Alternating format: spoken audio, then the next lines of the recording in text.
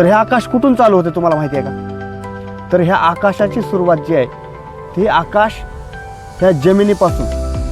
नमस्कार मित्रांनो, गेल्या वेळेस आपण सेकंद या शब्दावरची चर्चा केली होती. आज आपण घेणार आहोत विषय स्पेस. स्पेस म्हणजे आकाश. टाईम आणि स्पेसमध्ये हे विश्व आहे असं वैज्ञानिक म्हणतात.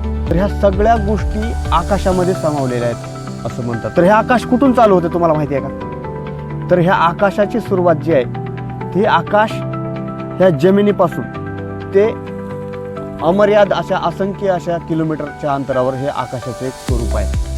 हे व्याप्त असं आकाशाचं व्यापक रूप आहे असं आपण समजू. पण हे इथपर्यंतच थांबत नाही.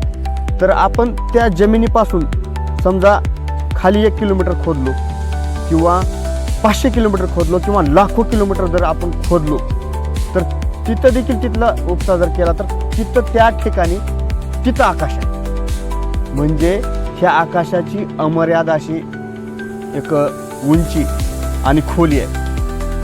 म्हणजे ह्या स्पेसमध्ये सगळं सामावलेलं आहे आणि याच्यामध्येच या विश्वाची जी संरचना आहे जी कोणी भगवंतानं केली म्हणतात ती केलेली असावी.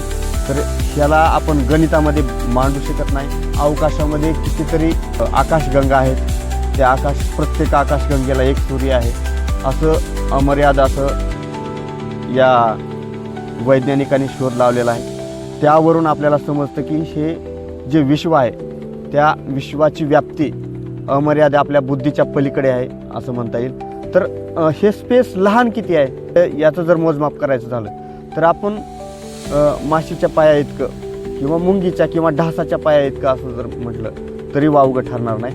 की स्पेस हा शब्द आपण बऱ्याच वेळेस मोबाईलमध्ये टाईप करत असताना ऐकला असेल की एका अक्षरानंतर किंवा एका शब्दानंतर मध्ये जो स्पेस घेतला जातो तो देखील स्पेसच आहे. म्हणजे त्या दोन्हीच्या मधलं जे अंतर आहे त्याला देखील आपण स्पेसच म्हणतो.